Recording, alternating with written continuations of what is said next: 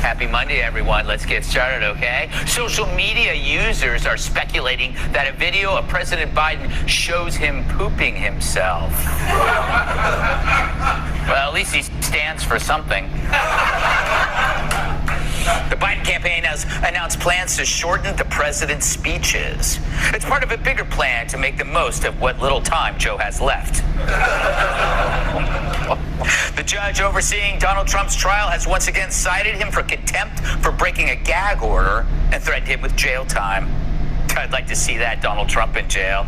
In a week, he'll be selling Trump-branded shivs. And I'll buy at least 5. This weekend, Trump appeared on stage alongside likely VP contenders at Mar-a-Lago. Kristi Noem would have been there on time, but she said her dog ate her plane ticket. The publisher of Noem's upcoming book has announced it will remove a story about her meeting North Korean leader Kim Jong-un. Evidently, the meeting was scheduled, but Kim canceled after he found out she wanted to have it in a gravel pit. According to the most recent jobs report, more women are working now than at any time in U.S. history. In similar news, my dishes have never been cleaner. Yeah, wake up, everybody. After weeks of protests on campus, Columbia has canceled its graduation ceremony. Students are encouraged, however, to riot on Zoom. McDonald's is bringing back the confetti cookie dough McFlurry, but only in Canada, leaving many American fans upset. It's yet another reason for Joy Behar to move to Canada.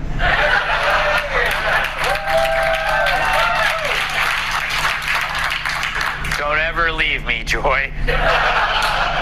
10 more whistleblowers are prepared to speak out about the problems at Boeing. Memorial services for the whistleblowers will be held at a location to be determined. To the monologue. Columbia University canceled graduation ceremonies thanks to the anti-Israel encampments that keep popping up like post-spring break UTIs. Now, protesters won't get to throw their keffiyehs in the air and make the whole campus look like a Pizza Hut tablecloth. This after students demanded the school cancel finals and hand out passing grades so they wouldn't be traumatized by the damage they themselves inflicted. Some revolutionaries, that's like Che Guevara handing you the bill to have his beret dry cleaned. But last week, somebody we've all been waiting for finally showed up. The adults. Remember them? They used to run things, not just pay for them. And what we saw was the battle between two forces, brain and internet brain. The internet brain is the kind that's easily susceptible to crap on the internet. It's kind of like wet brain, but without the joy of earning it with Jack Daniels. Internet brain is campus brain, social media brain, and Karen brain, all held together by outrage and sob snot. The dad brain is the response to that and says, fine, we've heard enough, now go do your homework. And over the last few years, kids have been infected with internet brain, and now they're unleashing it on us. Internet brain tells you you're entitled to a world that matches your every desire. Internet brain tells you that abstract issues out there matter more than your responsibilities here. Internet brain tells you that instead of studying for finals, you should pitch a tent on your campus lawn, chant slogans about an ancient conflict you know less about than your actual major, then demand a passing grade anyway. And that if you do it loud enough, a nation of 9 million on the other side of the world will cease to exist. But like what happens when the babysitter lets you stay way past your bedtime, the fun and games are over when dad gets home. And he's patient, but not that patient. So it's dad brain versus internet brain. And as everyone knows, after all the crying, screaming, threats, and demands, dad's gonna win, kiddies. So save yourselves a spanking. Let's compare internet brain and dad brain. Dad brain lays down the law when nonsense gets out of hand. No mom's ever gotten the kids in line by saying, wait till your non-binary community organizer gets home. Dad's brain lives in the world of paid bills, changed tires, mowed lawns, of vital things getting done. Meanwhile, internet brain has strong opinions on building a carbon-neutral tree fort, written by people too weak to lift a hammer. Internet brain doesn't focus your problems. It expands them by saying the world's problems are yours. Dad brain says, no, Hamas is not your beef. Mother's Day is. Get your mom a card and some flowers. The internet brain offers you big problems you can't handle. Climate change, the Middle East, global inequality. Dad brain knows that such obsessions create anxiety and says, save us the lecture on Marxism in Peru. Have you paid your phone bill? Internet brain also forces kids to compare their lives to others, generating envy that leads to mental anguish. Dad brain says, I know Kelly and Ashley went to Aspen on spring break, but we're going to your grandmother's. You know, that kind old lady who might not be here in a few years? Dad brain sees what the inner brain does to you. It makes you crazy, like a bad boyfriend. And dad brain is not so much enforcing discipline as calling.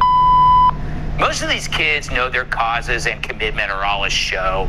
It's the equivalent of a school play, and that it's badly produced, it becomes boring, and the parents aren't so much enjoying it as they are tolerating it. In fact, many of them want dad brain to knock them into line. And so after weeks of Hamas cosplay, who shows up? Yep, the adults, college officials like the president of USC, who told the kiddies, fun's over. As a result, USC has been cleared out twice with no injuries or riots. Disappointing most of the media, of course. Florida has a healthy supply of adults in charge, too, where students were told their schools are not a daycare. That's a dad brain. I'm surprised they also didn't yell at them for touching the thermostat or threaten to turn this car around. Of course, the cops were a massive dad brain here. No shootings, no real injuries, and the sort of patience only a dad could have with brats. So looking out over the campus landscape now, it feels like dad brain is returning.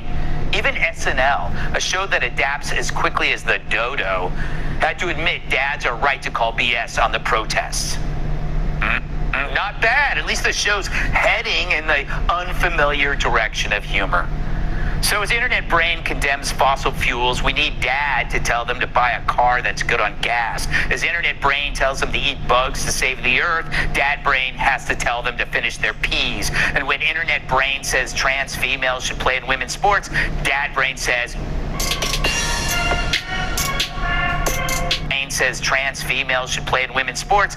Dad brain says, cool, let's arm wrestle for the keys to your car. See, dad brain's not just a party pooper obsessed with consequences. That dad loves his kids enough to make sure they stop embarrassing themselves in public, because the choice is between dad brains or no brains at all. Tonight's guest, he looks like the guy you'd want to cheat off of. Host of the Guy Benson Show, Guy Benson. If Abe Lincoln attended one of his shows, he'd want to be shot sooner. Host of Fox News Saturday Night, Jimmy Fallon. She's cute as a bug, specifically COVID-19. New York Times bestselling author and Fox News contributor, Kat Timpf. If you send his arms to Ukraine, they'd win. New York Times bestselling author, comedian, and former NWA world champion Tyrus. Guy, you're an expert in this. As someone who looks like they're still in college, yet also is a dad, do you feel that there's some sense of like adult responsibility re-entering the room in a number